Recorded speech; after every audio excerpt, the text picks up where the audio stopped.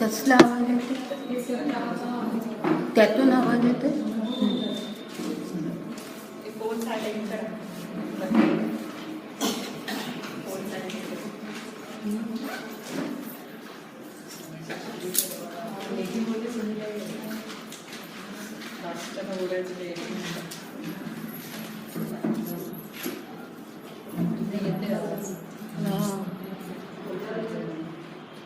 Hello. नाही, मी बोललेलं ऐकायला नाही जाणार, इतकं बारीक.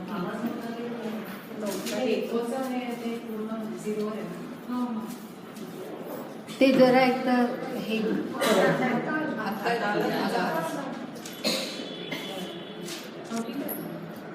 ठीक आहे.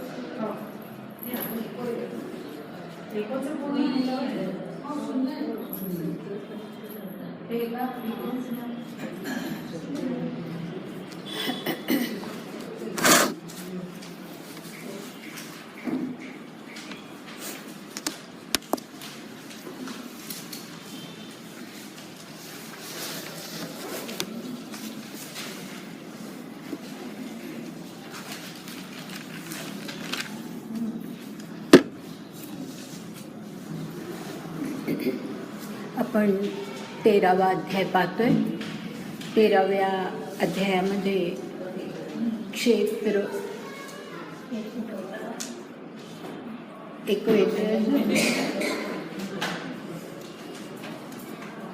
का असं होतं काय माहिती, मी इथून नेते तसं.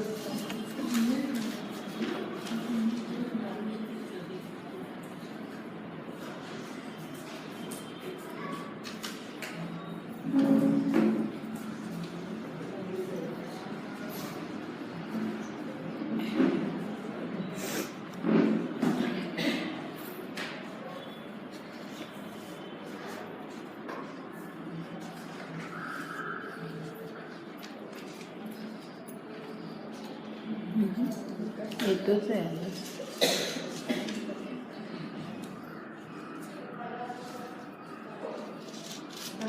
Hello hello. नाही, आता माझा आवाज येतो. आला?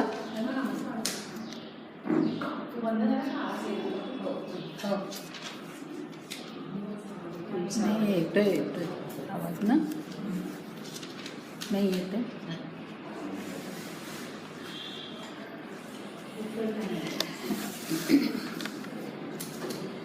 या अध्यायामध्ये ह्याला क्षेत्रज्ञ योग असं जे म्हटलेलं आहे, त्याच्यामध्ये क्षेत्र म्हणजे काय आणि क्षेत्रज्ञ कोण याबद्दलची सर्व आपण त्याचा विचार करतोय. क्षेत्र याचा अर्थ गेल्या वेळेला आपण पाहिला की क्षेत्र कशाला म्हटलंय? आपल्या शरीराला, देह हा हे क्षेत्र, आणि त्या क्षेत्राचं किंवा त्या क्षेत्राचं ज्याला ज्ञान आहे तो क्षेत्रज्ञ म्हणजेच आपला आत्मा. आणि सर्व जी क्षेत्र आहेत त्या सर्वच क्षेत्रांचं ज्ञान ज्याला आहे तो परमात्मा. हे आपण गेल्या वेळेला इथपर्यंत मला वाटतं आलो होतो आपण. त्यानंतर त्या संदर्भामध्ये काही निराळ्या विचारसरणी कशा आहेत त्याचा मी थोडा उल्लेख केला होता, पण त्याचं सविस्तर अगदी काही वर्णन करण्याची गरज नाही आहे, म्हणून आता आपण पुढे जातोय. आणि आता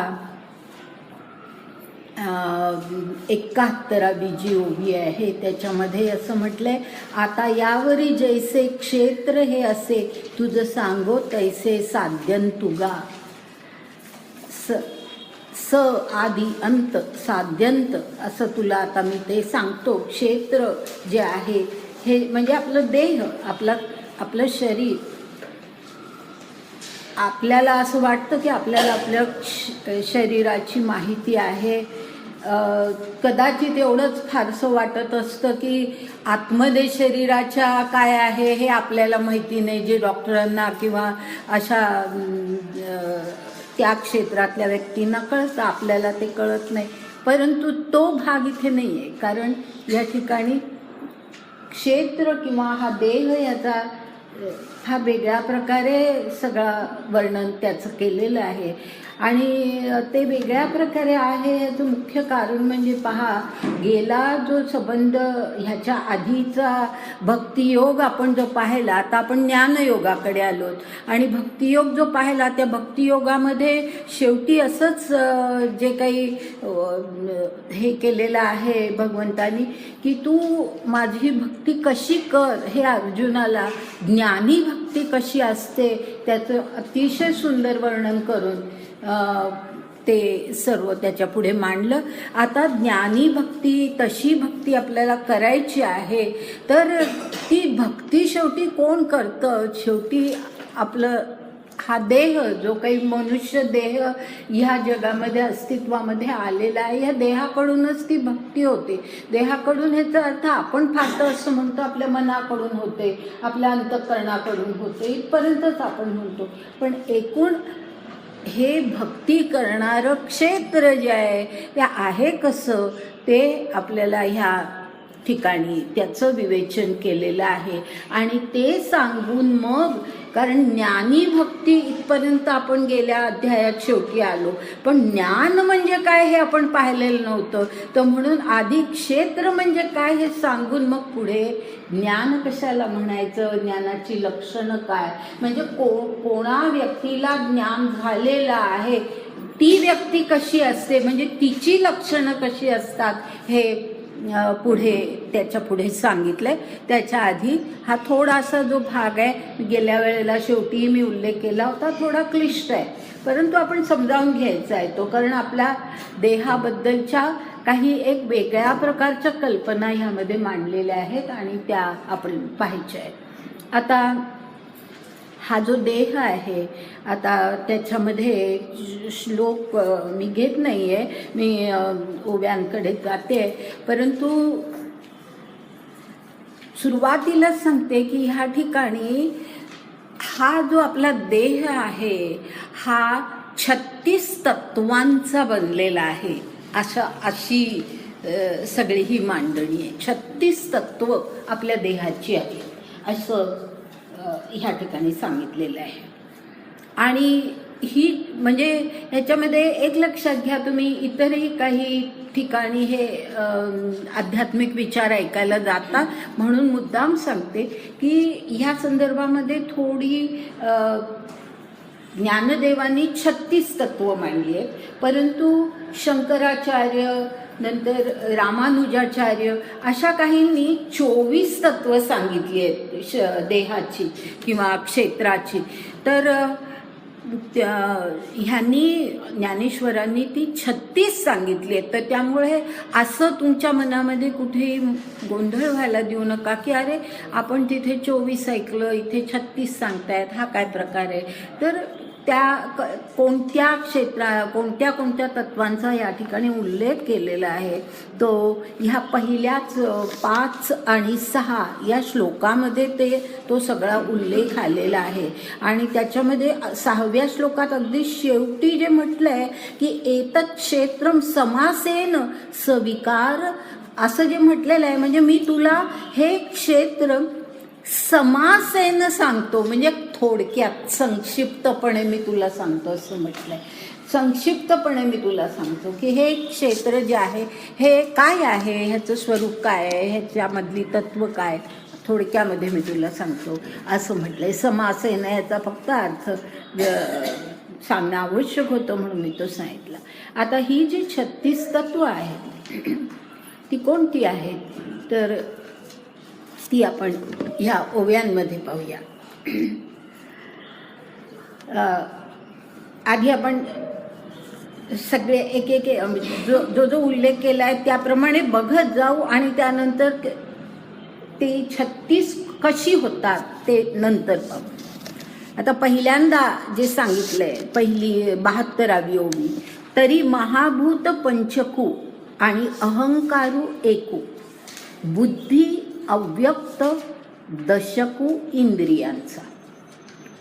आता दशकू इंद्रियांचा हे एकत्र घ्या अव्यक्त हा वेगळा शब्द आहे, बुद्धी हा वेगळा शब्द आहे, अहंकार एकू हा एकत्र घ्या आणि महाभूत पंचकू.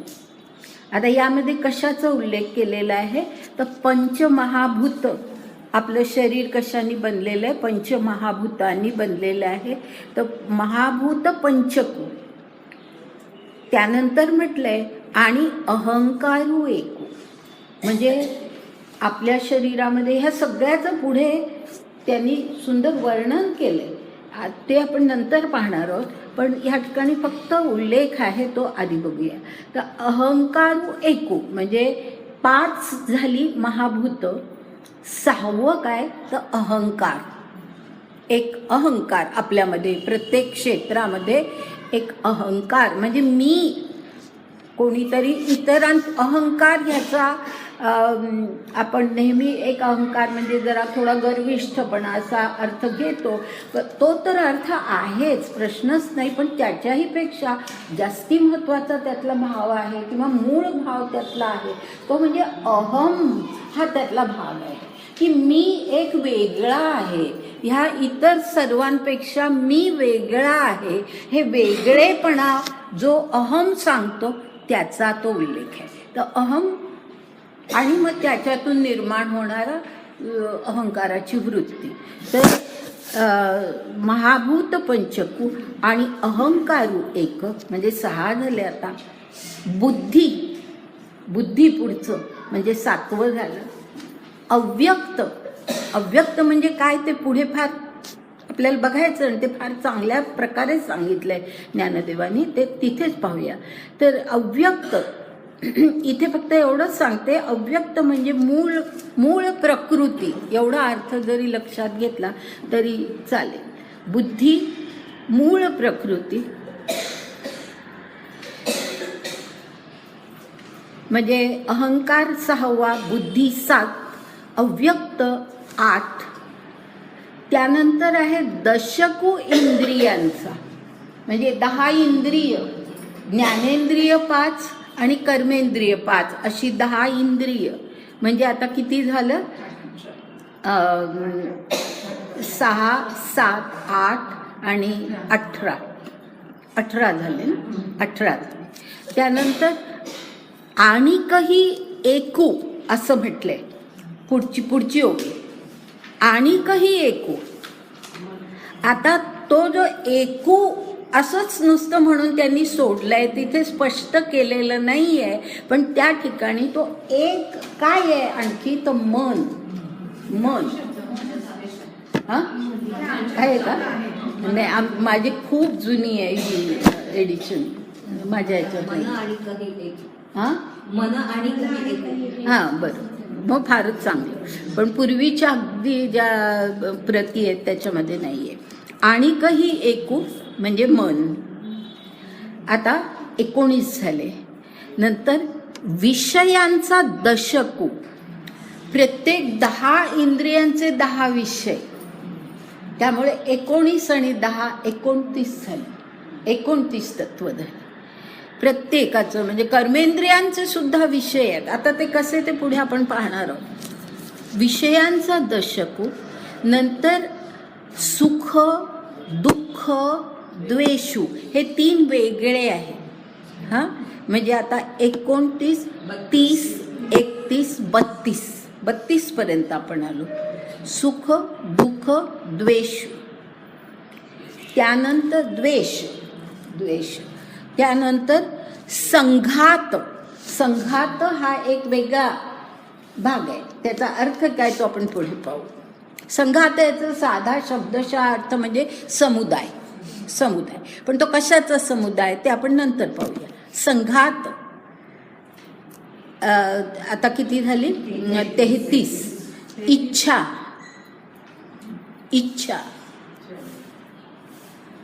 34 आणि पुढे आहे पुढच्या ओळीमध्ये आणि चेतना आणि धृती हे 2 वेगळे झाले. 36, 34 आणि 2 36 अशी 36 तत्व.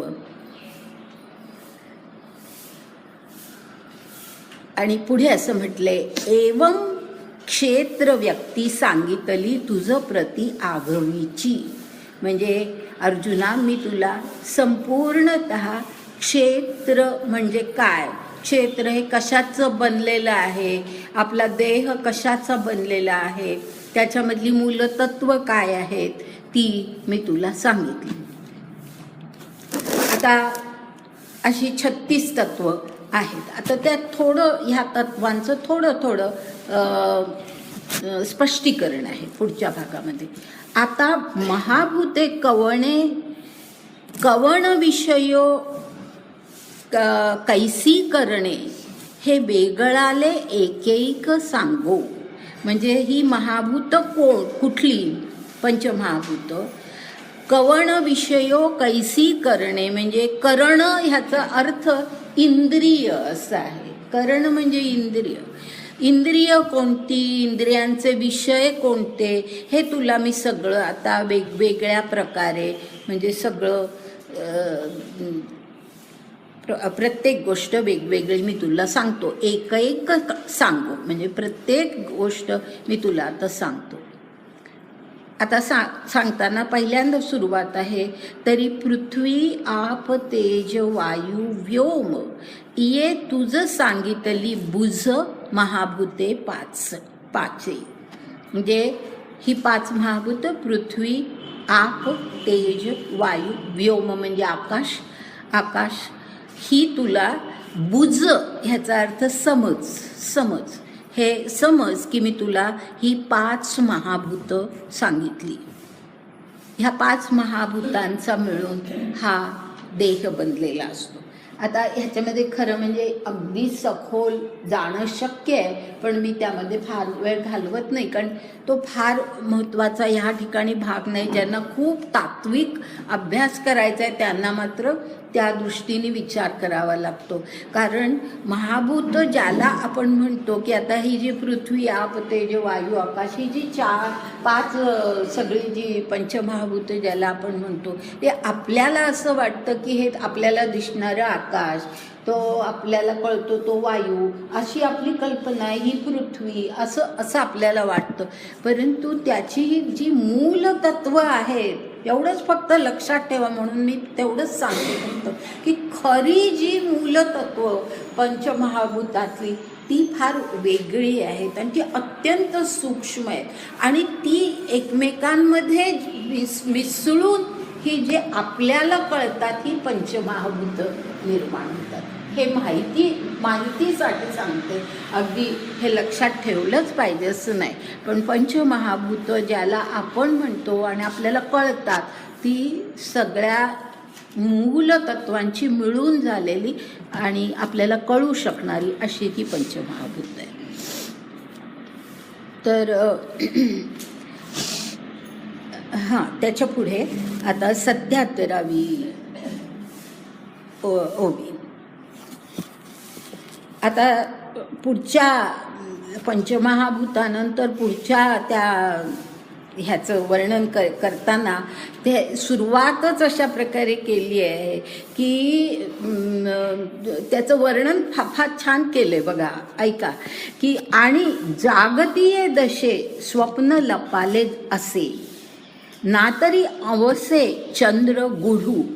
म्हणजे आपल्याला जाग आली की स्वप्न लपून जातं, नष्ट होतं, आपल्याला ते स्वप्न एकदम संपतं आपलं.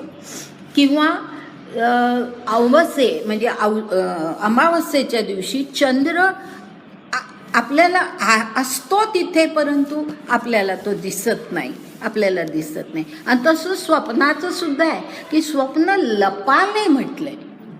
लपाले म्हणजे आपल्याला ते स्वप्न दिसत नाही, पण आपण जर नीट विचार केला तर स्वप्न ही अशा प्रकारची अवस्था असते की आत कुठेतरी आपल्या सबकॉन्शियसमध्ये ज्या काही गोष्टी असतात त्या कुठून तरी त्या वर येतात आणि त्याच्यातून ते आपण स्वप्नामध्ये वेगवेगळ्या गोष्टी बघत असतो. आपण म्हणतो ना, मनी वसे ते स्वप्नी दिसे, तर तसं ते आहे. म्हणजे ते असतं कुठेतरी आतमध्ये असतं, पण ते दिसत नाही. ते जाग आली की स्वप्न नाहीसं होतं. तसा चंद्रसुद्धा गुढू म्हणजे तो दिसेनासा होतो, असतो पण तो दिसेनासा होतो. नंतर पुढे म्हटलंय, नाना अप्रौढ बाळकी तारुण्य राहे थोकी, का न फुलता कळिकी अमोदू जैसा. म्हणजे पहिल्यांदा म्हटले अप्रौढ बाळकी. अप्रौढ म्हणजे जे बालक अजून मोठं झालेलं नाही आहे, लहान आहे, बाल्यावस्थेमध्ये आहे, त्या बालकामध्ये तारुण्य राहे थोकी. म्हणजे तारुण्य त्यात असतं, ते नंतर उमलतं. त्याच्या आतमध्ये ते सगळ्या त्या तारुण्याच्या ज्या काही एक वैशिष्ट्य आहेत ती आत कुठेतरी असतात, ती नंतर ती उमलतात. तर अशा प्रकारे अप्रौढ बालकी, ह्याचा अर्थ जो अजून प्रौढ झाला नाही, मोठा झाला नाही, अशा बालकामध्ये तारुण्य राहे थोकी म्हणजे ते लपलेलं असतं, आत असतं. आणि तसंच का न फुलता कळी की आमोदू जैसा. म्हणजे जोपर्यंत कळी फुलली नाही तोपर्यंत त्याच्यातून सुगंध येत नाही. पण सुगंध आत असल्याशिवाय तो काही बाहेरून कळीमध्ये शिरलेला नसतो, त्याच्या आतमध्ये तो असतो. तर तसंच आधीच्या गोष्टी जशा सांगितल्या तसंच हे सांगितलंय की त्या कळीमध्ये तो आमोद म्हणजे तो सुगंध असतो, पण तो लपलेला असतो. जेव्हा फूल उमलतं त्यावेळेला तो सुगंध बाहेर पडतो. त्यानंतर पुढे, किंबहुना काष्टी वन्ही जेवी किरीटी तेवी प्रकृतीचा पोटी गोप्यू जो असे. हा, इथे काय म्हटलंय की काष्टामध्ये म्हणजे लाकडामध्ये वन्ही म्हणजे अग्नी असतो. आपण नुसती ठिणगी पडली की ते एकदम तो पेट घेतो आतमध्ये. ते अशा प्रकारे जळण्याचे गुण त्याच्यामध्ये असतात, ठिणगीमुळे ते बाहेर पडतात. तर काष्टी वन्ही असतो. त्याचप्रमाणे म्हटलंय तेवी म्हणजे त्याचप्रमाणे प्रकृतीचा पोटी गोप्यू जो असे. म्हणजे आपली जी प्रकृती आहे, आता प्रकृती हा शब्द आपल्याला नवीन नाही, आपल्याला माहिती आहे प्रकृती म्हणजे काय. ह्या आपल्या प्रकृतीच्या पोटी गोप्यू म्हणजे जो गुपित आहे, जो गुह्य आहे, अजून उघड झालेला नाहीये असा जो काही भाग असतो तो. आता त्या ठिकाणी त्याचं तो कोण किंवा ते काय तत्व आहे ते तिथे सांगितलं नाही, म्हणून मी नुसतं ते गौप्यच ठेवते. पुढे जाऊ. प्रकृतीचा पोटी गोप्यू जो असे. आता पुढे आणखीन वर्णन असत केलंय, जैसा ज्वरू धातू गतू अपथ्याचे मिश पाहतू मग जालिया आतू बाहेरी व्यापी. म्हणजे ज्वर म्हणजे ताप हा धातू गतू म्हणजे हाडामध्ये तापाचं लक्षणं असतात, ताप असतो. अपथ्याचे मिश पाहतू म्हणजे आपण कुपथ्य केलं की तो हाडात लपलेला ताप बाहेर पडतो.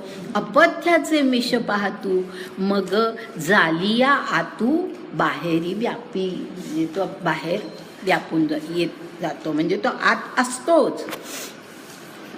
तैसी, आता पहा, आता ते कुठलं तत्व आहे त्याच्याकडे ते आता आले इथे. तैसी पाचाही गाठी पडे जै देहाकारू उघडे तै नाचवी चहूकडे तो अहंकारू गा.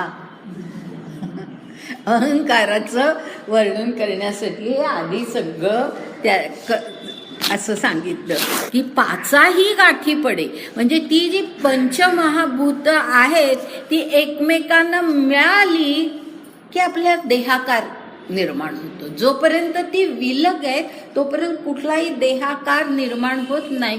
त्यांची जेव्हा गाठ पडते त्यावेळेला देहाकार निर्माण होतो. आणि पाचाही गाठी पडे जै देहाकारू उघडे तै नाचवी चहूकडे तो अहंकारुगा. म्हणजे तो आतमध्ये असतो आणि तो वाटच बघत असतो की कधी हा देह निर्माण होतोय, आणि त्या देह निर्माण झाला की त्याच्यातून तो लगेच बाहेर म्हणजे अहंकार बाहेर पडायला लागतो आणि त्या देहाला चहूकडे तो नाचवायला लागतो. मी मला माझं हे सगळं जे काय आहे आयुष्यातलं ते सगळं सुरू होतं. मग नवल अहंकाराची गोठी, विशेषे न लगे अज्ञाना पाठी, सज्ञानाचे झोंबे कंठी, नाना संकटी नाचवी. काय छान वर्णन केलंय की जे अज्ञानी आहेत त्यांच्या मागे फारसा अहंकार लागत नाही, कारण ते कशाचा अहंकार करणार ना, की मीपणा असायला काहीतरी तुमच्यामध्ये असायला लागतं. तर या ठिकाणी अर्थात हा पूर्वीचा काळ आहे. आज ज्ञानच असावं लागतं असं नाही, अहंकाराला अनेक इतर गोष्टी असतात, परंतु त्या काळामध्ये ज्ञानाचा अहंकार हा जास्ती होता. तर अज्ञानापाठी तो लागत नाही आणि सज्ञानाचे झोंबे कंठी, जो सज्ञानी माणसाच्या गळ्याला मिठीच मारतो तो अहंकार. आणि मग नाना संकटी नाचवी. एकदा का अहंकाराने आपलं जीवन सगळं सुरू झालं की मग सुख दुःख संकट सगळं आलंच. तर अशा प्रकारे अहंकाराचं हे वर्णन केलं. आता पुढचं तत्व आहे. आता बुद्धी जे म्हणजे ते ऐसा चिन्ही जाणीजे, बोलिले यदुराजे ते ऐके सांगो. म्हणजे आता ज्ञानदेव श्रोत्यांना म्हणतात की ते मी तुम्हाला आता सांगतो, ऐका. बुद्धी जे म्हणजे, ज्याला बुद्धी असं म्हणतात, त्याची चिन्ह कोणती, ती कशी ओळखायची, किंवा ती बुद्धीमुळे काय होतं, तर हे आता मी तुम्हाला सांगतो. पुढची ओवी. तरी कंदर्पाचेनी बळे, इंद्रिये वृत्तीचेनी मेळे, विभांडुनी येती पाळे विषयांचे. म्हणजे कंदर्प ह्याचा अर्थ काम किंवा इच्छा, भयंकर तीव्र इच्छा जी असते, काम.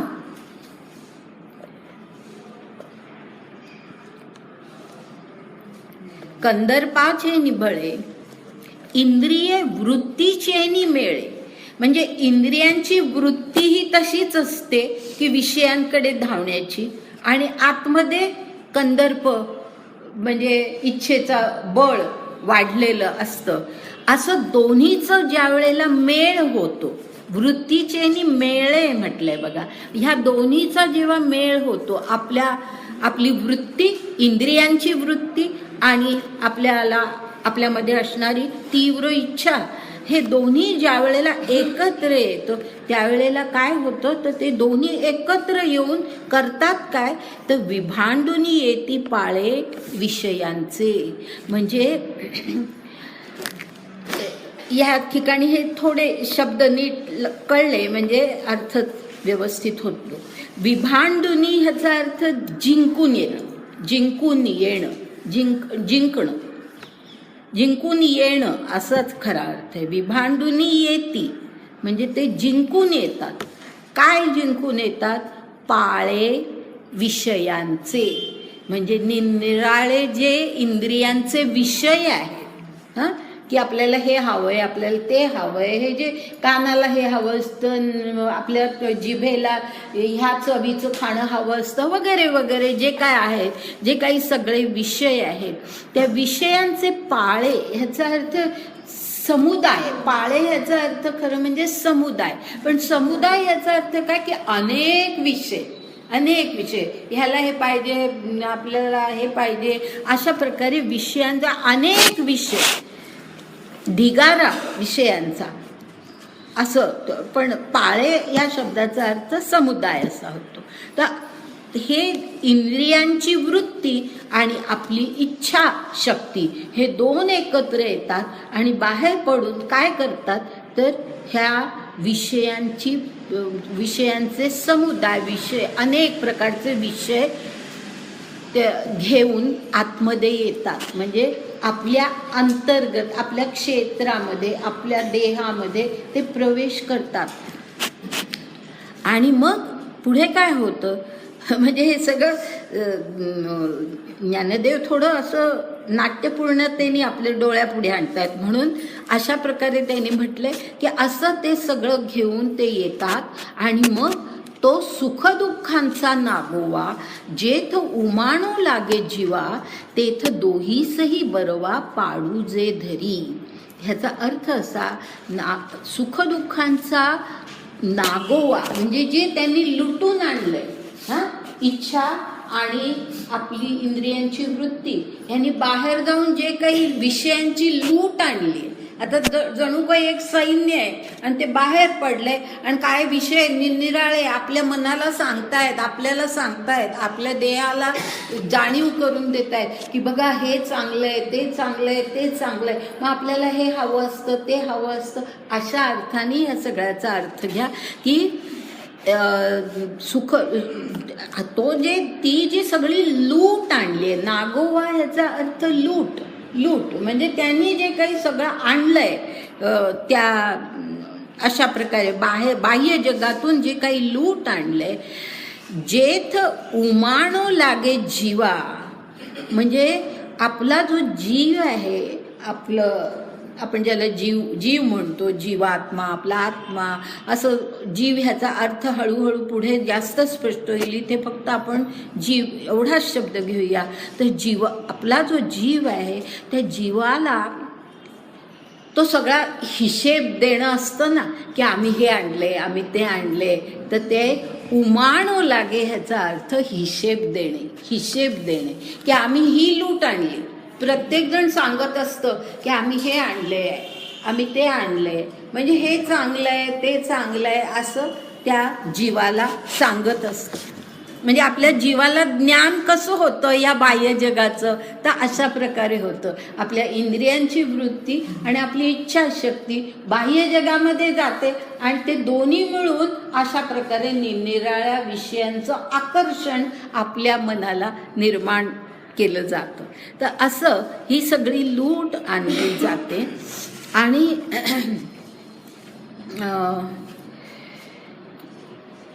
कुठे गेलं तेथ जेथ उमाणू लागे जीवा तेथ दोहीसीही बरवा पाडू जे धरी. म्हणजे आता हे जे सगळं आणलं आहे त्याच्यामध्ये दोहीसीही बरवा. दोही ह्याचा अर्थ असा की हे जे सांगतंय आपली इंद्रिय आणि हे सगळं आपली इच्छा आपल्याला जे सांगतंय की हे चांगलंय, ते चांगलंय, हे जे सगळं सांगताय आहे, हे जी लूट आणलेली आहे त्याच्यातलं योग्य काय आहे आणि अयोग्य काय आहे, त्याला म्हटलंय ह्या दोहीसी. ते दोही म्हणजे योग्य आणि अयोग्य, ह्या दोहीसी ही बरवा पाडू जे धरी. म्हणजे त्यातलं योग्य आणि अयोग्य ह्याच्याची निवड, पाडू जे धरी याचा अर्थ निवड करणं. की काय निवडायचं ह्यातलं, हे योग्य आहे का, असं केलं, हे घेतलं, अशा प्रकारे आपण भोग घेतला या विशिष्ट गोष्टीचा. आता उदाहरणार्थ कोणाला डायबिटीस आहे आणि आपली जीभ सांगते की काय सुंदर चव आहे या पदार्थाची आणि मग आपल्याला ते खावंसं वाटतं, पण मग ते योग्य आहे का अयोग्य आहे हे ते दोहीमध्ये निवड करणं.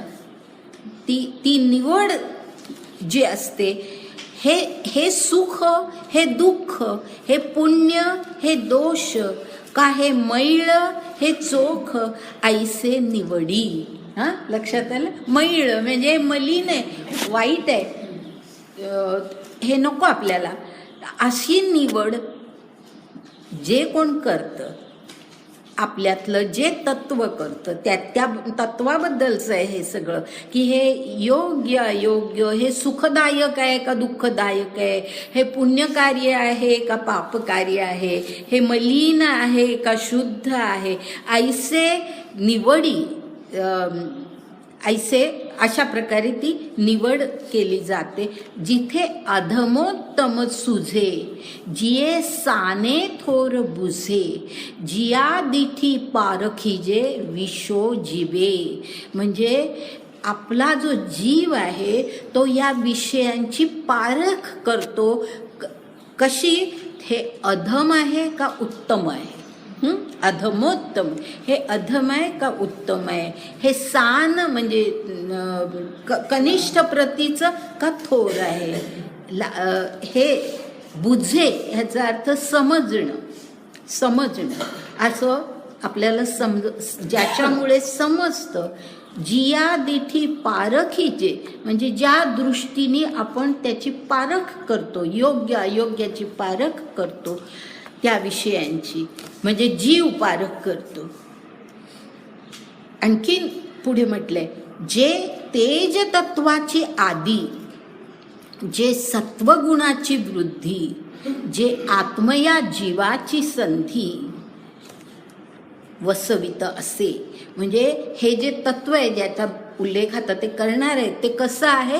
तेज तत्वाची आदी म्हणजे आपल्यातलं जे सगळं तेज आहे, जे चांगुलपण आहे, जे तेजस्विता आपल्यामध्ये आहे, ती सगळी त्याची ती आदी आहे. जे तत्व आता पुढे सांगणार आहेत त्याची आदी म्हणजे मूळ. नंतर सत्वगुणाची वृद्धी, ज्याच्यामुळे आपल्यातला सत्वगुण वाढतो. आणि पुढे तर फार सुंदर म्हटलंय, जे आत्मया जीवाची संधी म्हणजे आत्मा आणि जीव यांचं मिलन याच्यामुळे होतं. आता हे जे आहे ना, हे नीट आपल्याला हा खरं म्हणजे अर्थ लक्षात यायला पाहिजे. मी स्पष्ट करून सांगते की हे जे दोन म्हटले, जीव आणि आत्मा ह्यांची संधी म्हणजे काय?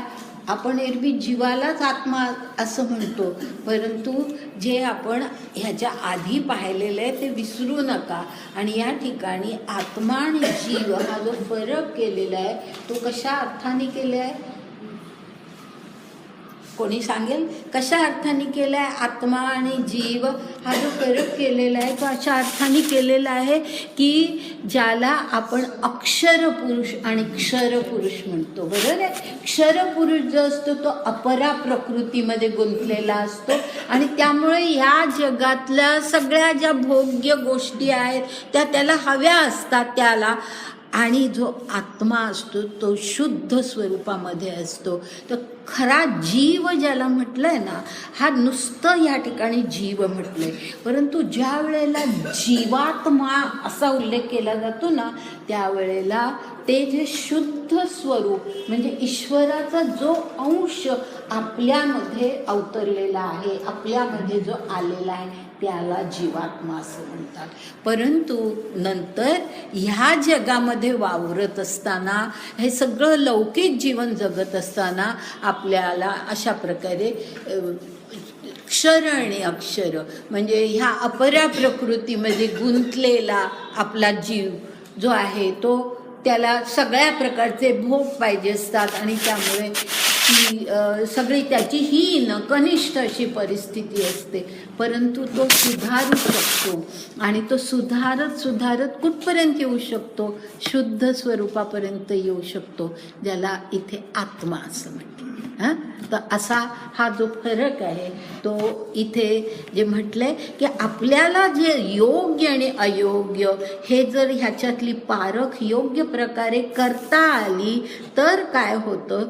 तर आपली आत्मा आणि जीवाची संधी होते. म्हणजे मग जीव जो ह्या सगळ्या ह्याच्यामध्ये गुंतलेला आहे, कनिष्ठ प्रकृतीमध्ये गुंतलेला आहे, त्याचं तसं कनिष्ठ स्वरूप न राहता तो उच्च स्वरूपाला जाऊ शकतो. तो आत्मा, शुद्ध आत्मा, अक्षर ब्रह्म या स्वरूपाला तो जाऊ शकतो. त्याला म्हणजे ज्याला आपण जीवा शिवाची गाठ म्हणतो. बरोबर आहे? तो शिव जो आहे तो आत्मा आणि जीव आपलं अक्षर क्षरपुरुष. तर आत्मया जीवाची संधी वसवित असे म्हणजे आपल्याला योग्य अयोग्य कळल्यानंतर आत्मा आणि जीव म्हणजे जे जरा उशिरा जॉईन झाले या वर्गाला त्यांना समजलं नसेल तर पुन्हा मला विचारा, मी पुन्हा स्पष्ट करून सांगते जर असं काही झालं असेल तर. अक्षर पुरुष याचा अर्थ आणि क्षर पुरुष याचा अर्थ असा आहे की क्षर पुरुष म्हणजे जो ह्या सगळ्या कनिष्ठ प्रकृतीमध्ये गुंतलेला आहे. आणि कनिष्ठ प्रकृती म्हणजे हे जे सगळं, जे सामान्य माणसाला आपल्याला जे सगळे भोग पाहिजे असतात, हे हवंय ते हवंय, आपण आपल्या इच्छा, आपल्या सगळ्या वासना आपण नियंत्रित करू शकत नाही, आणि म्हणून जे आपलं सगळं जीवन घडत असतं ते त्या क्षरपुरुषाचं जीवन असतं. आणि त्याला क्षर जे म्हणतात त्याचं कारण असतं की क्षर म्हणजे बदलणारा आणि अक्षर म्हणजे न बदलणारा. तर जो क्षर आहे तो बदलू शकतो, म्हणजे तो आज कनिष्ठ आहे, परंतु त्याला जर ही योग्य अयोग्याची पारख योग्य प्रकारे करता आली तर तो ह्या अपरा प्रकृतीतून पुढे उच्च प्रकृतीमध्ये तो जाऊ शकतो. आणि त्या प्रकृतीमध्ये तो गेला म्हणजे त्याचं वर्तन पूर्णतः, त्याचं सगळं जीवन पूर्णतः योग्य प्रकारे घडायला लागलं की ती शिवाशी त्या जीवाची गाठ पडली असं म्हटलं जातं. तर ते इथे आत्मया जीवाची संधी म्हणजे गाठ पडणं वसवित असे. तर त्याच्यासाठी योग्य अयोग्य काय हे कळावं लागतं. आणि ते कुठल्या तत्वामुळे कळतं तर अर्जुना ते गा जाण बुद्धी तू संपूर्ण. बुद्धी जी असते, आणि ह्या ठिकाणी बुद्धी असा जो उल्लेख आहे ते नीट लक्षात घ्या. ती बुद्धी म्हणजे ज्याला आपण सामान्यतः इंटेलिजन्स म्हणतो, म्हणजे इंटेलिजन्स क्वोशंट काढला जातो वगैरे वगैरे, ती बुद्धी नव्हे, ती फिजिकल आपली कपॅसिटी असते, ती आपल्यातली शारीरिक कपॅसिटी असते, क्षमता असते. बुद्धी असं ज्याला ह्या ठिकाणी म्हटलंय ती बुद्धी म्हणजे विवेक बुद्धी, ज्याला सारासार विचार करता येतो अशी बुद्धी, ती बुद्धी, त्याचा हा उल्लेख आहे, हे विसरू नका. तर अशी ती जी बुद्धी आहे जी योग्य अयोग्य ह्याचा आपल्याला ज्ञान देते, आणि त्यामुळे आपल्या वर्तनामध्ये जे काही अशुद्धता आहे, जे काही कनिष्ठता आहे ती जाऊन मग जीवाशिवाची संधी होऊ शकते. तर बुद्धी हे आपल्या क्षेत्रातलं एक अत्यंत महत्त्वाचं तत्व ज्याचा उल्लेख इथे केला आहे. आता पुढच्या तत्वाकडे आपण जातोय. आता ऐके ओळखणं याचा अर्थ कसं ओळखायचं, चिन्ह काय, लक्षण काय. ओळखणं म्हणजे चिन्ह किंवा लक्षण. आता ऐके ओळखणं अव्यक्ताची, म्हणजे अव्यक्त ज्याला म्हणतात ते म्हणजे काय. तर ते म्हणजे काय, हे त्याचं चिन्ह काय हे मी सांगतो. ते पै सांख्यांचा सिद्धांती प्रकृती जे महामती तेची येथ प्रस्तुती अव्यक्त गा. म्हणजे ह्या ओवीमध्ये असं म्हटलंय की सांख्य तत्वज्ञानानुसार, सांख्यांचा सिद्धांत मी सांगितलाय, आठवते तुम्हाला, दुसरा अध्याय जो होता त्याच्यामध्ये प्रकृती आणि पुरुष हे दोन भाग आपण पाहिलेले होते. आणि पुढे मग मला वाटतं 7व्या अध्यायामध्ये पुन्हा त्याचं विवेचन आहे.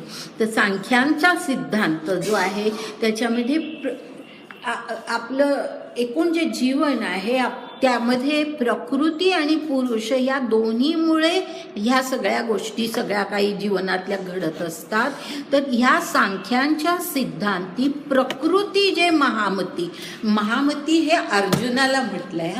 हे प्रकृतीला महामती नाही म्हटलेलं, ते एकत्र आहे, पण असा चुकीचा अर्थ घेऊ नका की हे महामती अर्जुना असं आहे ते, की हे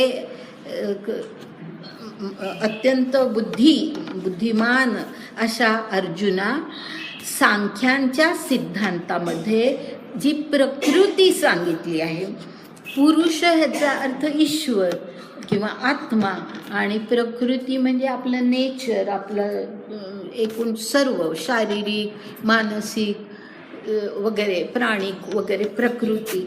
तर अशा प्रकारे सांख्यांच्या सिद्धांती प्रकृती जे महामती त्याची येथे प्रस्तुती अव्यक्त गा, त्या प्रकृतीला इथे अव्यक्त असं म्हटलेलं आहे, अव्यक्त असं म्हटलंय. परंतु त्याचं स्पष्टीकरण आणखी पुढे जास्ती चांगलं केलंय, ते नीट बघा.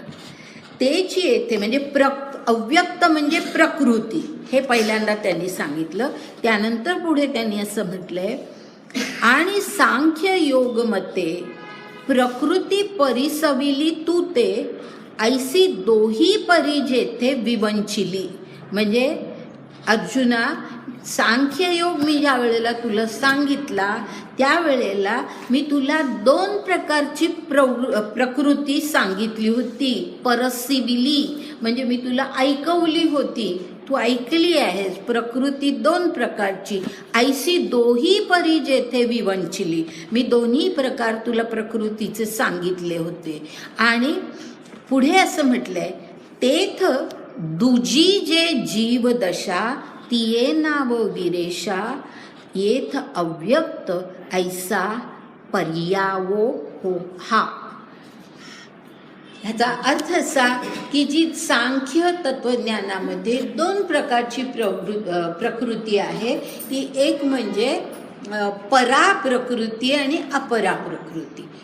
परा प्रकृती जी असते ती ईश्वरी प्रकृती असते, आणि अपरा प्रकृती असते ती ह्या लौकिकामध्ये, या जगामध्ये जे आपण जीवन जगतो त्यावेळेला आपल्या शरीरामध्ये किंवा आपल्या एकूण या क्षेत्रामध्ये त्रिगुणात्मक प्रकृती असते. त्रिगुण जी सत्व रज तम ह्या गुणांची जी प्रकृती याचा अर्थ साधा लक्षात घ्या, नेचर, स्वभाव.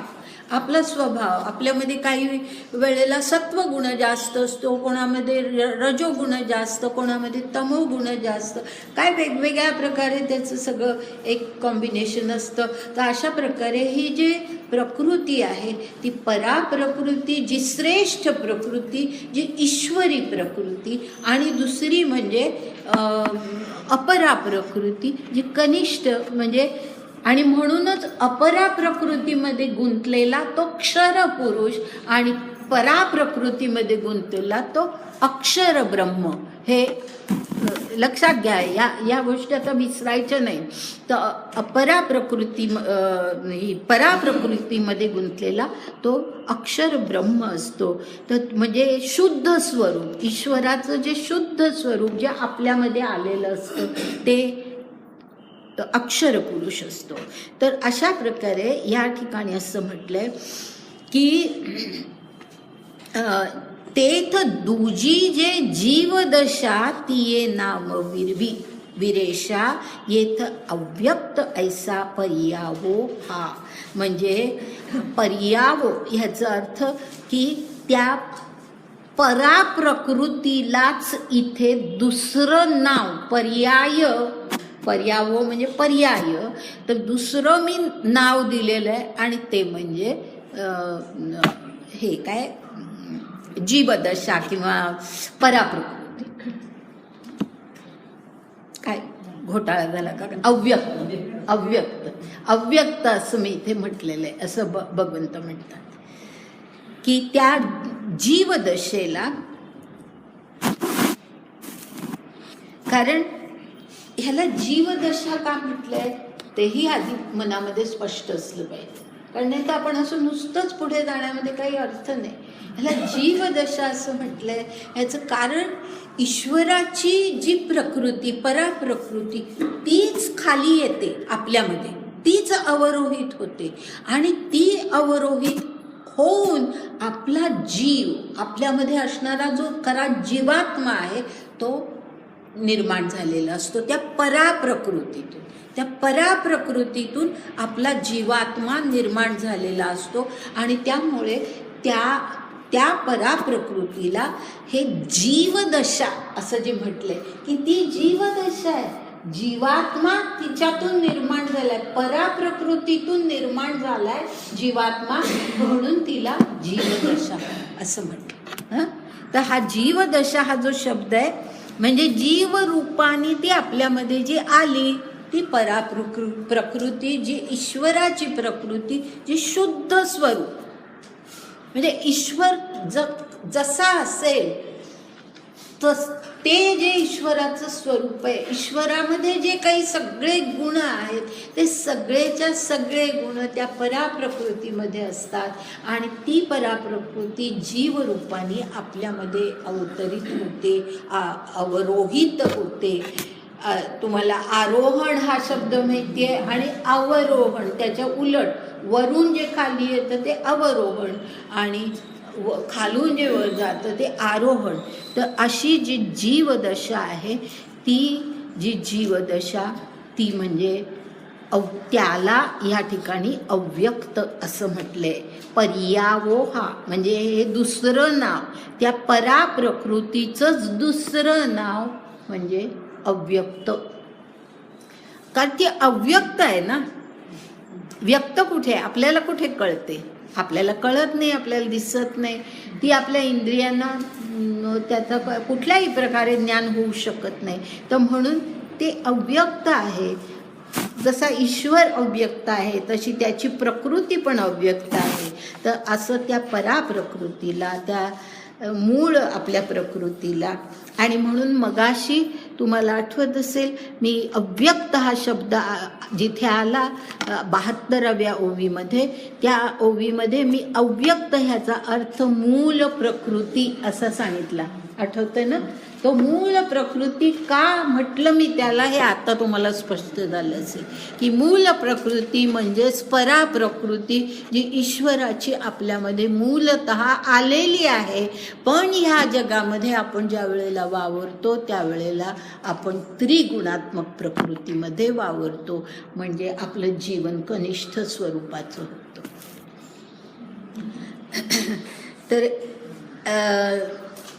तर हा पर्यावोहा ह्याचा अर्थ दुसरं हे नाव आहे.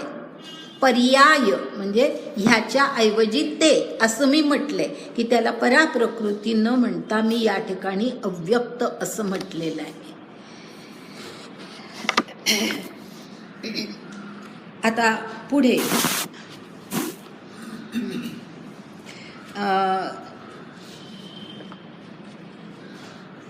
मधल्या ओव्या थोड्या गाळूया आपण, कारण थोडी उदाहरणं दिले, तुम्हाला सहज वाचलं तरी कळेल की ती उदाहरणं देऊन हीच गोष्ट अधिक स्पष्ट करण्याचा प्रयत्न केला. आता पुढे 97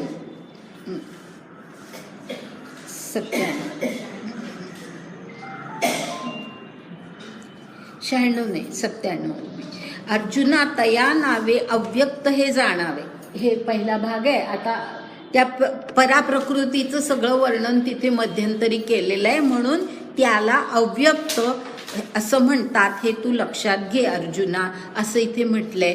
आणि आता पुढे 97च म्हटलं ना मी, हां 97 ओवी. आता ऐके आघवे इंद्रिय भेद, म्हणजे आता मी तुला इंद्रिय, वेगवेगळी इंद्रिय कोणती आणि त्याचं स्वरूप काय हे मी तुला सांगतो. इंद्रिय भेद.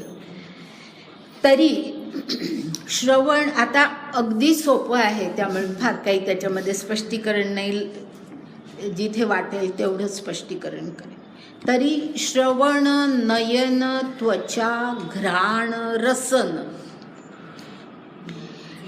5 आपली ही जी इंद्रिय आहेत, ज्ञानेंद्रिय, कान, डोळे, त्वचा, नाक आणि जिभा किंवा जीभ, ये जाणे, ज्ञान करणे 5. ज्ञान करणे म्हणजे ज्ञानेंद्रिय, करण म्हणजे इंद्रिय, तर ज्ञान करणे म्हणजे 5 ही ज्ञानेंद्रिय आहे. ये तत्वमेळापैकी सुखदुःखाची उखीविखी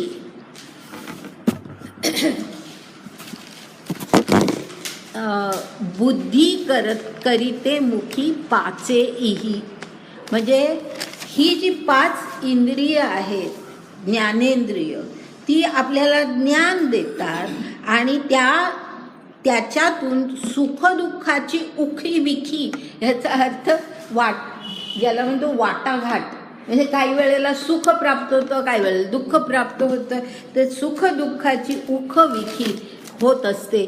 आणि ती बुद्धी करीते मुखी पाचेही, म्हणजे ह्या सुख दुःखाची वाटाघाट, म्हणजे हे बरं आहे का, हे चांगलं आहे का, वाईट आहे का, हे सगळी अशा प्रकारे तिची वाटाघाट, म्हणजे वेगळे वेगळे करणं, हे सगळं बुद्धी काम करत असते. आता ही झाली ज्ञानेंद्रिय. त्यानंतर पुढे कर्मेंद्रिय सांगितली आहेत. 100वी ओवी, 100वी जी ओवी आहे ती अशी आहे, मग वाचा आणि करचरण आणि अधोद्वार पायू प्रकार 5 आणिक. आता या ठिकाणी वाचा हे जो पहिला शब्द आहे तो आपण नेहमी वाचा ह्याचा अर्थ वाणी असा घेतो, बरोबर आहे. या ठिकाणी वाचा ह्याचा अर्थ जीभ किंवा जिव्हा असा आहे, जीभ किंवा जिव्हा असा आहे, कारण ते कर्मेंद्रिय म्हणून त्याचा आता विचार आहे. म्हणजे जीभ जी असते ते 2 प्रकारचे इंद्रिय आहे, ते ज्ञानेंद्रियही आहे आणि ते कर्मेंद्रियही आहे. ज्ञानेंद्रिय कसं असतं, चवीचं ज्ञान देतं, त्यावेळेला जीभ हे ज्ञानेंद्रिय असतं आणि जिभेमुळे आपण बोलू शकतो म्हणून ते कर्मेंद्रिय असतं. तर कर्मेंद्रियामध्ये जिभेचा एक इंद्रिय म्हणून उल्लेख असतो. तर अशा प्रकारे जीभ, नंतर करचरण हात आणि पाय, अधोद्वार पायू म्हणजे मलमूत्र विसर्जनाची जी काही अवयव आहेत ते, असे मिळून एकूण 5 कर्मेंद्रिय आहेत. कारण हे सुद्धा सगळ्या गोष्टी शरीरामध्ये घडल्याच पाहिजेत ना, तर त्यामुळे मलमूत्र विसर्जन हे सुद्धा कर्म आहे, शरीरातून घडणारं एक आवश्यक कर्म आहे आणि म्हणून त्याचाही उल्लेख या ठिकाणी आलेला आहे. कर्मेंद्रिये म्हणीपती ती इये जाणी जती ऐके केवल्यपती सांगत असे. म्हणजे असा श्रीकृष्ण, भगवान श्रीकृष्ण हे अशी कर्मेंद्रिय सांगतो आहे, हे तू आता जाणून घे. जाणी जती म्हणजे तू समज. इथपर्यंत भाग सोपा आहे. आता पुढे ते पै प्राणाची अंतौरी क्रियाशक्ती जे शरीरी तियेची रिगी निगी द्वारी पाचे इही. खरं म्हणजे ह्या सगळ्या ओव्या आपण ज्ञानेश्वरी घेतोय आणि त्यामुळे ह्या सगळ्या ओव्या घेणं आवश्यक आहे, म्हणून मी घेते. एक श्लोक घेतला असता तर त्या श्लोकामध्ये या सगळ्याचं वर्णन आलं असतं, परंतु आपल्याला हा भाग कळला पाहिजे म्हणून आपण हे सर्व पाहतोय. प्राणाची अंतौरी क्रियाशक्ती जे शरीरी तियेची रिगी निगी द्वारी पाचेही. म्हणजे ही जी कर्मेंद्रिय आहे, या कर्मेंद्रियाद्वारे काय होतं तर प्राणाची अंतौरी, अंतौरी ह्याचा अर्थ स्त्री, प्राणाची स्त्री म्हणजे काय ते अर्थ मी नीट स्पष्ट करते. प्राणाची स्त्री म्हटले, हां कशाला म्हटले, क्रियाशक्तीला. क्रियाशक्ती, प्राणाची अंतौरी क्रियाशक्ती जे शरीरी असं म्हटले, बरोबर आहे. म्हणजे क्रियाशक्ती जी आहे आपल्यामध्ये कुठल्याही प्रकारे काम करण्याची, आपले हात चालतात, पाय चालतात, जी काही सगळी आपली कर्मेंद्रिय आहेत ती चालतात, ती काम करतात, त्याची जी क्रियाशक्ती आहे त्याला काय म्हटलंय, प्राणाची अंतौरी. अंतौरी म्हणजे स्त्री, हां प्राणाची अंतौरी. ह्याचा अर्थ फार सुंदर आहे. लक्षात घ्या की प्राण ह्याचा अर्थ असा की आपल्यामध्ये ज्या वेळेला प्राण आहे त्याच वेळेला आपल्या शरीराला काहीतरी अर्थ आहे. आपलं शरीर हे क्रियात्मक आहे, नाही तर ते निर्जीव आहे, ते शवासारखं आहे. आपला जो देह आहे तो नाही तर मग शवासारखा होईल. म्हणजे आपल्यामध्ये जो प्राण असतो, तो प्राण जो आहे तो प्राण असल्यामुळे जी सगळी कामं घडतात त्या आता ती कामं जी आहे ती क्रिया, म्हणून क्रिया हा स्त्रीलिंगी शब्द आहे, म्हणून प्राणाची अंतवरी असं म्हटलं. लक्षात आलं? प्राणाची अंतवरी म्हणण्याचं कारण असं की तो स्त्रीलिंगी शब्द आहे. क्रिया म्हणजे स्त्रीलिंगी शब्द. मग आता ते जुळवून घेण्यासाठी त्याला प्राण आहे, त्या प्राणामुळे हे सगळं घडतं. आणि त्या प्राणामुळे जी क्रियाशक्ती आपल्यामध्ये निर्माण होते, ती क्रियाशक्ती जी आहे ती काय, तिच्यामुळे काय होतं, तियेची रिगिनिगी द्वारी पाचेही. रिगिनिगी याचा अर्थ आत येणं बाहेर जाणं, हालचाल. म्हणजे ही जी 5 कर्मेंद्रिय आहेत, या कर्मेंद्रियांची सगळी हालचाल कशामुळे होते? प्राणाच्या अंतवरीमुळे, म्हणजे क्रियाशक्तीमुळे. आपल्यामध्ये क्रियाशक्ती आहे म्हणून हे ह्या सगळ्या क्रिया होतात. ह्या ठिकाणीच एक सांगते बरं का, ही आपण अरविंद, मी खूप वेळेला तो उल्लेख करते अरविंदांचा. तर अरविंद नेहमी 3 गोष्टींचा उल्लेख करतात, माइंड, व्हायटल किंवा मेंटल, व्हायटल अँड फिजिकल असा उल्लेख करतात. तर फिजिकल जे आहे ते आपल्याला कळतं. फिजिकल याचा तर आपले सगळे आता हात पाय सगळे फिजिकल गोष्टी आहेत. माइंड म्हणजे मन, म्हणजे ज्या क्रिया होतात ना त्या मानसिक असतात, त्या शारीरिक असतात आणि त्या व्हायटल असतात, प्राणिक असतात.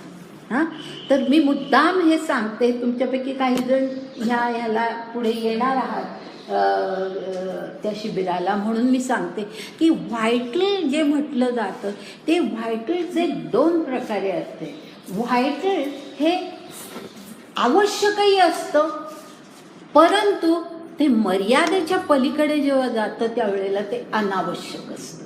म्हणजे कसं की व्हायटल म्हणजे आपल्यातलं प्राण, की त्या प्राणामुळे होणारी जी क्रियाशक्ती आहे ती आवश्यक तर आहे, नाही तर आपली सगळे हात पाय सगळे असून उपयोग काय? त्याच्यातून क्रिया घडल्या पाहिजे. त्यामुळे त्या प्राणाची ती क्रियाशक्ती आहे ती त्या सगळ्या क्रिया घडवते.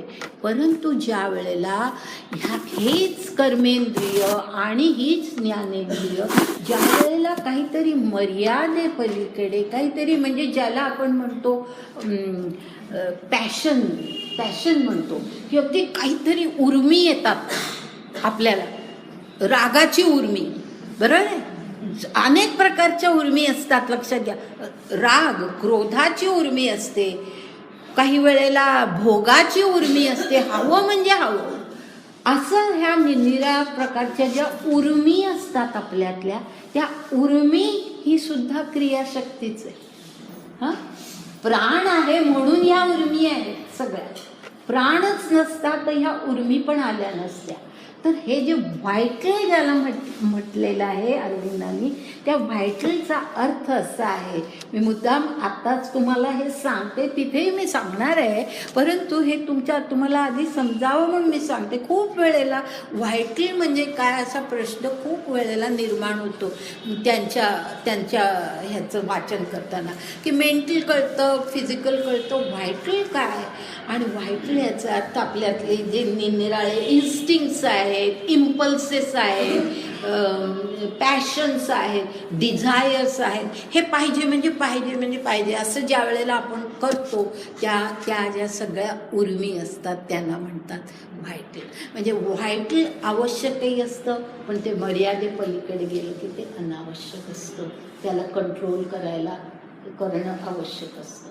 तर असं हे जे आहे ना, तर इथे जे म्हटलंय आणि बरोबर शब्द ह्यांनी आहे. म्हणजे अरविंद वापरतात तोच शब्द या ठिकाणी, म्हणून मी अरविंदांचा उल्लेख केला, तोच शब्द ज्ञानदेवांनी वापरलेला आहे. अरविंद नेहमी व्हायटल म्हणजे प्राण ह्याचा उल्लेख करतात. ह्याही ठिकाणी प्राणाची अंतवरी हां, म्हणून मी मुद्दाम सांगितलं हे की प्राणाची अंतवरी आहे ही. आपल्यामध्ये तो प्राण आहे, ती प्राणशक्ती आपल्यामध्ये आहे, म्हणून त्याची सगळी ही आपल्या शरीराची ही आपल्या शरीरामध्ये ही सगळी क्रियाशक्ती निर्माण होते आणि त्या क्रियाशक्तीमुळे आपल्या ह्या निराळ्या इंद्रियांद्वारे कर्म घडू शकतात. तर असं हे जे आहे तर प्राणाची अंतवरी क्रियाशक्ती जे शरीरी तियेची रिगिनिगी द्वारी पाचेई. रिगिनिगी म्हणजे आत बाहेर होणं, हालचाल तिचे होणं, सगळे आपली कर्मेंद्रिय त्यामुळे काम करतात. एवम 10 करणे सांगितली देवो म्हणे. अशी मी तुला 10 करणं 10 इंद्रिय तुला सांगितली. परिस आता पुढेपणे मन ते ऐसे. आता पुढेपणे म्हणजे आता पुढे ह्याचा अर्थ ह्याच्या पुढे असा नाही आहे बरं का.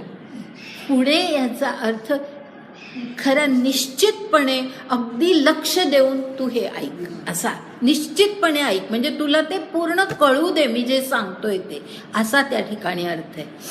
तर पुढेपणे परिस म्हणजे ऐक, आता पुढेपणे निश्चयाने अगदी लक्षपूर्वक असं ऐक. आणि काय ऐक तर मन ते ऐसे. आता मी तुला मन हे जे इंद्रिय आहे आपलं त्याबद्दलचं माहिती सांगतो.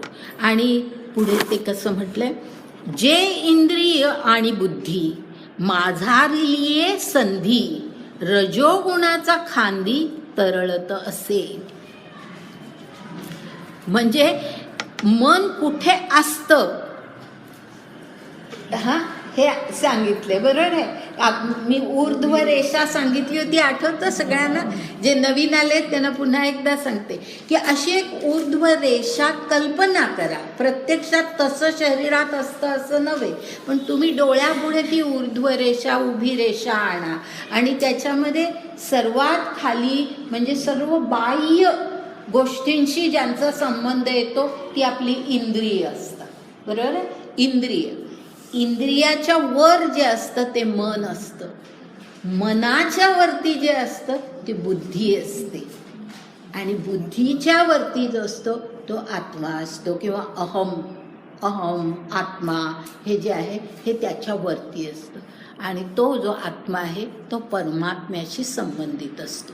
तर अशा प्रकारे ही ऊर्ध्व रेषा आपण एकदा का मनामध्ये निश्चित आपल्या असली स्पष्ट असली की आपल्याला ह्या अनेक गोष्टींचे अर्थ फार चांगले लागतात. तर आता ह्या ठिकाणी जे सांगितलंय असं जे म्हटलंय की हे जे मन जे इंद्रिय आहे ते कुठे आहे, हे मन जे आहे ते कुठे आहे, जे इंद्रिया आणि बुद्धी माझारलीये संधी म्हणजे ह्या दोन्हीच्या मध्ये आहे.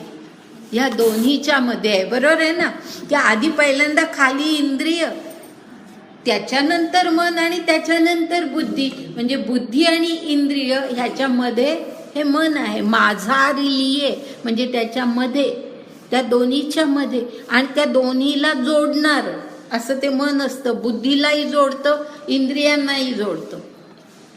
काही वेळेला ते बुद्धीशी जास्ती निगडीत असतं, काही वेळेला इंद्रियांकडे खेचलं जातं. तर अशा प्रकारे संधी म्हणून म्हटलंय. तर अशा ही जे आहे हे जे मन आहे ते इंद्रिय आणि बुद्धी यांच्यामध्ये असतं आणि रजोगुणाचा खांदी तरळत असे. रजोगुणाचा खांदी, कारण रजोगुण जो असतो ना तो माणसाला अधिक जे कुठल्याही गोष्टीला पुढे करणं, त्याला कार्यप्रवृत्त करणं, हे करायचं म्हणजे करायचं, ह्या ज्या आपल्यातल्या वृत्ती असतात त्या सगळ्या राजसिक वृत्ती असतात, रजस ह्या गुणामुळे निर्माण झालेल्या असतात. की मग ते वाईट आहे का चांगलं आहे ह्याचाही आपण विचार करत नाही, पण आपल्याला हे करायचं आहे म्हणजे करायचं आहे अशी जी वृत्ती असते ती रजोगुणाची वृत्ती असते. म्हणजे आपल्या संपूर्ण या क्षेत्राला, आपल्या या देहाला कार्यप्रवृत्त करणारी रजोगुणाची वृत्ती. आणि तमोगुण असतो तो आपल्याला सुस्त बनवतो, नको हे नको ते नको वगैरे, जो आपल्यामध्ये आळस असतो तो तमोगुणाचा भाग आहे. अर्थात ह्या गुणांच्या बद्दल आपण पुढचा संबंध आहे का अध्यायामध्ये त्याचं फार सुंदर वर्णन आहे, ते नंतर पाहूया आपण. तर अशा प्रकारे हे जे आहे ते रजोगुणाचा खांदी तरळत असे, म्हणजे तरळत म्हटलंय म्हणजे चंचल, तरळत म्हणजे चंचलपणे बसलेलं आहे ते मन, रजोगुणाचा खांदी. कारण रजोगुणच असा आहे की तो माणसाला चंचल बनवतो. तर अशा प्रकारे त्याच्या खांद्यावरच तो बसलेला आहे. आणि पुढे एक अशी हे केलंय, निळिमा अंबरी का मृगतृष्णा लहरी, तैसे वायाची फरारी वावो जाहले.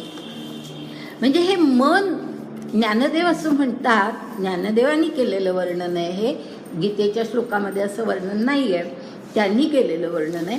आणि ते असं म्हणतात की निळिमा अंबरी म्हणजे आकाशामध्ये हा जो निळा रंग आहे आपल्याला दिसतो, तो खरं म्हणजे ते आकाश निळं नसतं, पण आपल्याला ते विशिष्ट त्या प्रकाश लहरी ज्या आपल्यापर्यंत पोचतात, त्यांचे जे काही एकूण सगळे परिणाम होतात त्याच्यामुळे आपल्याला ते निळं आपल्याला ते जाणवतं. तर निळिमा अंबरी म्हणजे ह्याचा अर्थ की आकाशातली निळिमा, निळा रंग हा एक आभास आहे, प्रत्यक्ष नव्हे. प्रत्यक्ष तसं नसतं, आपल्याला वाटतं ते की ते निळं आकाश निळं आहे असं वाटतं, म्हणजे आभास आहे असं त्या ठिकाणी त्यांना म्हणायचंय. निळिमा अंबरी का मृगतृष्णा लहरी, म्हणजे मृगतृष्णा ह्याचा अर्थ मृगजळ म्हणतो ना आपण, मृगजळाच्या लहरी, लाटा लांबून असं वाटतं की पाण्याच्या अगदी लाटा जात आहेत, इतकं ते भास होतो. तर तो सुद्धा आभासच असतो, खरं नसतं. म्हणजे आकाशाची निळिमा जसं कल्पना आहे, एक आभास आहे, किंवा मृगजळ हा सुद्धा जसा आभास आहे, तैसे वायाची फरारी वावो जाहले. म्हणजे मन सुद्धा, ज्ञानदेव असं म्हणतात की ही एक केवळ कल्पना आहे असं त्यांनी म्हटलंय. मन हे प्रत्यक्ष काही नाही आहे, ही केवळ कल्पना आहे असं त्यांनी म्हटलंय. आता त्याला फार आपण त्याच्या सखोल आपण नाही जाणार आहोत, परंतु कल्पना आहे ह्याचा अर्थ की मन हे काही दृश्य स्वरूपात, व्यक्त स्वरूपामध्ये नाही आहे.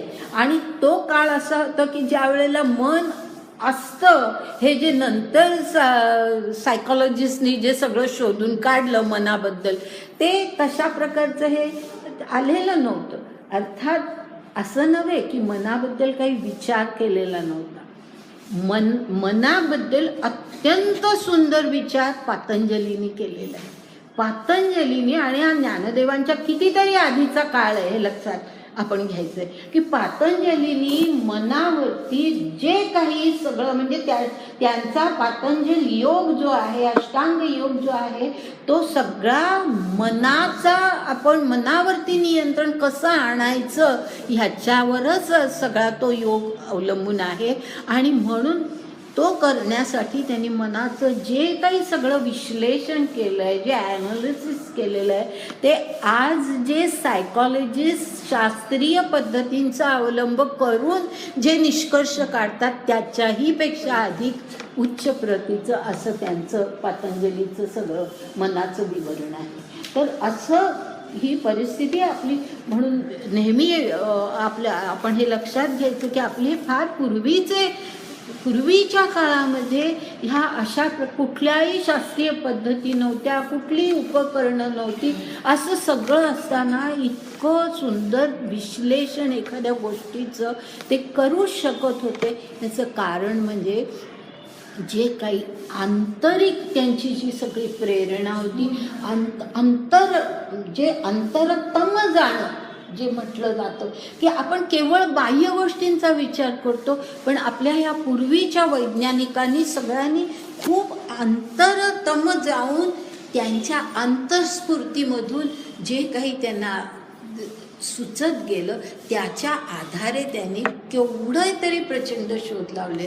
तर त्याच्यामध्ये पतंजलीचा उल्लेख आहे आणि पतंजलीनी मनावरती खूप मोठं चांगल्या प्रकारे संशोधन त्याचं आहे. पण तरीसुद्धा या ठिकाणी आपण ज्ञानेश्वरांचा उल्लेख करतो आणि त्यांनी असं म्हटलं की मन हे म्हणजे आभास असं ज्ञानेश्वरांचं म्हणणं आहे की व्यर्थ फरारी वावो जाहले, म्हणजे उगीच सगळं आभास तो आहे आणि व्यर्थ त्याला आपण काहीतरी एक महत्त्व देतो. परंतु व्यर्थ जरी म्हटलं तरीसुद्धा त्याचं मनाची जी काही वैशिष्ट्य आहे ती मात्र त्यांनी बरोबर लक्षात घेतली आहे आणि ती अशा प्रकारे त्यांनी म्हटलं आहे. पुढे पहा, मधली एखादी 6वी 7वी ओवी सोडून 8वी ओवी बघा. तेथ मनाचं लक्षण आहे. आता ते सांगताय, तेथ चांचल्य निखळ एकले ठेले निढाळ म्हणून रजाचे बळ धरिले तेणे. म्हणजे ह्याचा अर्थ असा की मन हे आभासच आहे, खरं म्हणजे काही नाही, असं काही वस्तुतः आपण दाखवू शकत नाही. परंतु मनाचा जो मुख्य गुणधर्म आहे तो म्हणजे चांचल्य, चंचलपणा. तर तो जो चंचलपणा आहे, निखळ अगदी शुद्ध चंचलता, आणि त्यामुळे असं हे आभास आहे. पण तरीसुद्धा ते जे आहे ते अत्यंत चंचल आहे आणि ते चंचल का आहे हेही पुढे त्यांनी स्पष्ट केलं आहे. ते पुढे बघूया आपण. पण इथे फक्त चांचल्य निखळ एकले ठेले निढाळ, म्हणजे ते इतकं चंचल आहे आणि त्या सर्वामुळे, आणि तो केवळ आभास आहे आणि त्यामुळे ते एकले ठेले, म्हणजे ते एकटंच पडलं. तो त्याला साथीदार काही नाही, तो एकटं पडलं. आणि निढाळ म्हणजे केवळ, निढाळ या शब्दाचा अर्थ केवळ एकटं ते पडलं. एकले ठेले निढाळ म्हणून रजाचे बळ धरिले त्याने. आलं लक्षात की तो रजाच्या खांद्यावर का बसला, मन हे रजाच्या खांद्यावरती का बसलं, तर ते इतकं एकटं होतं की त्याला काही आधार नाही, कशाचा आश्रय नाही. आणि म्हणून रज हा जरा जास्ती बलशाली असा गुण, तर तो रजाच्या खांद्यावरती, रजाच्या खांद्यावरती ते बसलेलं आहे मन. म्हणजे म्हणून आपलं मन हे, मनामध्ये जो रजोगुण खूप असतो आणि आपल्याला ज्या उर्मी ज्या येतात त्या त्यामुळे येत असतात. की हे क्रोधाची सुद्धा उर्मी ही अशीच असते की विचारच माणूस करत नाही की आपण काय बोलतोय, आपण कसे वागतोय, कोणापुढे काय करतोय, ह्याचं कशाचं भान न राहता ते रजोगुण आपल्याला असा बाहेर पडतो, असं ते मन असतं. आणि पुढे आता त्याचं आणखीन काय सांगितलंय, ते बुद्धीसी बाहेरी. मन कसं आहे, तो बुद्धीसी बाहेरी अहंकाराची या उरावरी ऐसा म्हणू ठाई माझारी बळीयावले. म्हणजे बुद्धीच्या तर बाहेर, कारण मनावरती बुद्धी आणि इंद्रिय यांच्या ते मध्ये आहे, ते त्यामुळे बुद्धी जी विवेक बुद्धी आहे ती वेगळी आहे आणि मन हे त्याच्या बाहेर आहे, त्यामुळे त्यात बुद्धीचा परिणाम नाही. आणि त्याच्याच बरोबर अहंकाराची या उरावरी, म्हणजे जो त्याच्या वरचा आणखीन जो गुण आहे अहम, तो अहमच्या उरावरच ते बसलेलं आहे, म्हणजे रजोगुणाच्या खांद्यावर आणि अहमच्या उरावरती. म्हणजे किती मनाचं काय सुंदर वर्णन केलंय बघा. अहंकाराची या उरावरी ऐसा ठाई माझारी बळी यावले, आणि त्यामुळे ते अत्यंत बळकट होऊन बसलंय की अहंकार रजोगुण या सगळ्यांचा जो काही त्याला आश्रय मिळालाय, त्यामुळे ते मन फार बळी यावले, म्हणजे ते अत्यंत बळकट होऊन बसले. आणि पुढे म्हटलंय वाया मन हे नाव एरवी कल्पनाची सावेव, जयाचेनी संगे जीवदशा वस्तू. म्हणजे वाया मन हे नाव म्हणजे उगीच आपण आपलं मन आहे असं म्हणतो, ही खरं म्हणजे नुसती कल्पना आहे. सावेव ह्याचा अर्थ मूर्तिमंत कल्पना असं. हां पण म्हणजेच मूर्तिमंत कल्पना आहे ही नुसती. म्हणजे आपण ती मूर्त स्वरूपामध्ये पाहतो की मन आहे. जयाचेनी संगे जीवदशा वस्तू, म्हणजे आता या ठिकाणी वस्तू जो शब्द आहे ना, त्याचा अर्थ नीट लक्षात घ्या. वस्तू म्हणजे ब्रह्म वस्तू, परमात्म वस्तू ब्रह्म. हा वस्तू हा शब्द खूप वेळेला ह्याला परमात्मा किंवा ब्रह्म याला वापरला जातो. वस्तू, त्या ब्रह्माला जीवदशा, म्हणजे हा जो जीव, जो खरं म्हणजे जीवात्मा म्हणून आपल्यामध्ये येतो, परंतु त्याला जीवदशा येते या लौकिकामध्ये वावरताना, या अपरा प्रकृतीमध्ये वावरताना त्याला ही सगळी अशी जीवदशा आलेली असते आणि ती ब्रह्माला आलेली असते. म्हणजे ईश्वराचं जे मूळ स्वरूप आहे ते पूर्णतः ह्या मनामुळे असं कनिष्ठ होऊन जातं. की हे मन जे आहे ते त्याचा परिणाम काय आहे ते सांगितलंय. तर आभास असू दे तर काही असू दे, पण त्याचा परिणाम काय आहे तर ब्रह्माला जीवदशा आली. म्हणजे अशा प्रकारे अपरा प्रकृतीमध्ये हा जीव गुंतून गेलेला आहे. जे प्रवृत्तीसी मूळ कामाजयाचे बळ, जे अखंड सुये छळ अहंकारासी. प्रवृत्तीसी मूळ लक्षात आलं असेल की आपल्या सगळ्या प्रवृत्ती आहेत त्या मनामुळेच असतात. बरोबर आहे. आपल्या मनात इच्छा, सगळे संकल्प मनामध्ये, आणि त्यामुळे बुद्धीने किती नाही म्हटलं तरी सुद्धा मन ऐकत नाही आणि मन अशा प्रकारे प्रवृत्त होत असतं सगळ्या गोष्टीला. म्हणून ज्या गोष्टींना आपण प्रवृत्त होतो त्याचं मूळ काय आहे तर मन आहे. कामाजयाचे बळ, कामा म्हणजे काम, काम याचा अर्थ इच्छा. इच्छेला सगळं जे बळ प्राप्त होतं ते मन देतं. आणि पुढे म्हटले जे अखंड सुये छळ अहंकारासी. सुये छळ, अखंडपणे सुये छळ ह्याचा अर्थ असा, आणि कशाला अहंकारासी. तर हे मन जे असतं ते अहंकाराला अखंडपणे डिवचतं. अहंकाराला डिवचतं. ते अहंकार जो असतो आपल्यामध्ये तो एरवी तितका बाहेर पडला नसता, परंतु हे मन त्याला डिवचत असतं की नाही असं झालंच पाहिजे, हे आपल्याला मिळालंच पाहिजे. अशा प्रकारे ज्या गोष्टी हव्या आहेत असं वाटतं मनाला, त्या गोष्टी मिळाल्याच पाहिजेत अशा प्रकारे डिवचून त्या अहंकाराला जागृत करत असतो. तो अहंकार जरा का कुठे सुप्त झाला की पुन्हा ते त्याला डिवचून पुन्हा तयार करतो. तर त्याला ते सुये छळ असं जे म्हटलंय ना त्याचा अर्थ अखंड सुये छळ. तर अशा प्रकारे त्याला डिवचून ते पुढे हे करतं, कार्यरत करतं. जे इच्छे ते वाढवी, आशे ते चढवी, जे पाठी पुरवी भयासी गा. सोपं आहे ना, की इच्छा वाढवतं, आशा आपल्या सगळ्या, कितीही अपयश आलं तरी सुद्धा आशा आपण सोडत नाही, नाही नाही अजून प्रयत्न करायचा, असं जे असतं तर त्या आशेला चढवतं.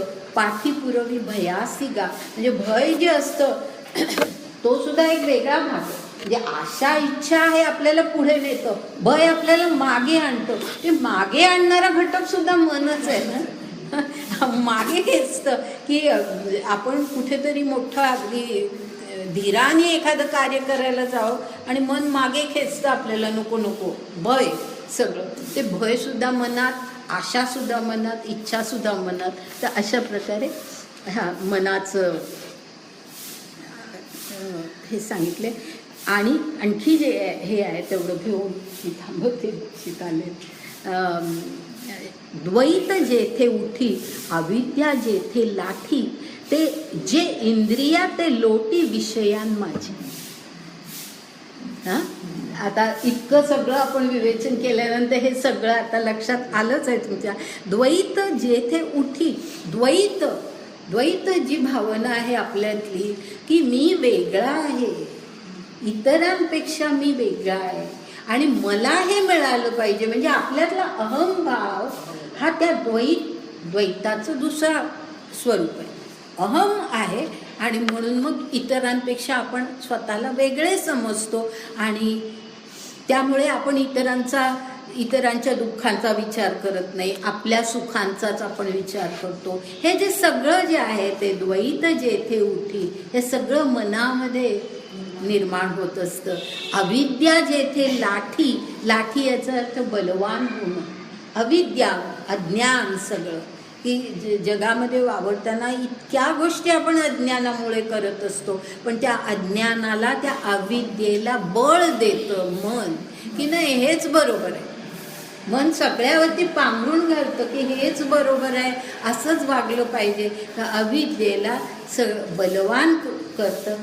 जे इंद्रिया ते लोटी विषयां माझी, आणि सगळी आपली जी इंद्रिय आहेत की जे बाह्य ज्ञान आणतच असतात विषयांचं, त्यांना पुन्हा विषयांमध्ये लोटणारं जे असतं ते मनच असतं. की नाही हे आपल्याला पाहिजे, म्हणजे इंद्रिय मनाला खेचतात म्हणण्यापेक्षा मनच इंद्रियांकडे धावत असतं, विषयांकडे धावत असतं. बरोबर आहे ना. म्हणजे की आपण जे नेहमी म्हणतो की हे जे आहे ऊर्ध्व रेषेमध्ये खाली इंद्रिय आहेत, मग मन आहे, मग बुद्धी आहे, असं जे आपण आहे त्याच्यामध्ये आपण नेहमी म्हणतो की ती इंद्रिय बाहेरचं ज्ञान आणतात की हे चांगलं आहे, हे आपल्याला पाहिजे, असं ज्ञान आपल्या मनाला देतात आणि मनाला खेचतात त्या बाह्य गोष्टींकडे, असं आपण म्हणतो. पण दुसऱ्या प्रकारे विचार केला तर आपल्याला असंही दिसेल की मनच धावत असतं आपलं त्या विषयांकडे, की आपल्याला हे हवं आहे ही भावना मनामध्ये असते आणि त्यामुळे त्या विषयांकडे आपण आकर्षित होत असतो. ह्या मनाचं अजून थोडं वर्णन आहे, पुढच्या वेळेला करूया. आता थांबा, मी बोलले तर झाले. हां, जरूर. मनाचं एवढं सगळं विवेचन झाल्यावर सुद्धा मन हा एक आभास आहे असं का म्हटलं? आभास म्हणजे केवळ अशा अर्थी आहे की सगळेच, आता तर बुद्धी तरी काय आपण काही मूर्त स्वरूपामध्ये दाखवू शकत नाही, आणि आभास ही जी कल्पना आहे ना ती खरं आता पुढच्या वेळेला जेव्हा आपण पुढचं जे विवेचन आहे ते आजच जर झालं असतं ना तर हा प्रश्न तुम्ही विचारला नसता. पण तो जो भाग आहे तो असा आहे की मन हे वायू तत्वातून निर्माण झाले अशी एक कल्पना आहे, आणि म्हणून वायूला सुद्धा पृथ्वीचं मन असं म्हटलं. आपल्या ह्याच्यामध्ये वायूला पृथ्वीचं मन म्हणतात, कारण वायू जसा चंचल असतो तसं आपलं मन चंचल असतं, तर पृथ्वीचं मन असं वायूला म्हटलेलं आहे. आणि हे सगळं वायू आत्ता इथे आहे तिथे आहे असं जे आहे, त्यामुळे आपल्याला असं निश्चितपणे काही त्याचं रूप सांगता येत नाही. त्या सर्व अर्थी आता पुढच्या वेळेला जे विवेचन होईल ना त्यावेळेला तो आभासता म्हटलं हे जास्ती स्पष्ट होईल. पण मी आता फक्त एवढंच सांगते की हे वायू तत्वाचा भाग आहे की मन सुद्धा जे आपल्यामध्ये असतं ते ज्ञानदेवांनी काही ओळ्या घेतल्या नाही, परंतु ज्ञानदेवांनी काही ठिकाणी असं स्पष्ट केलं आहे की हे जे निराळ्या 10 दिशातून सगळे वायू आपल्या क्षेत्रामध्ये आपल्या शरीरामध्ये जे आतमध्ये जातात त्या वायूंचं जे काही एकूण एकीकरण होतं त्यातून आपलं मन आणि म्हणून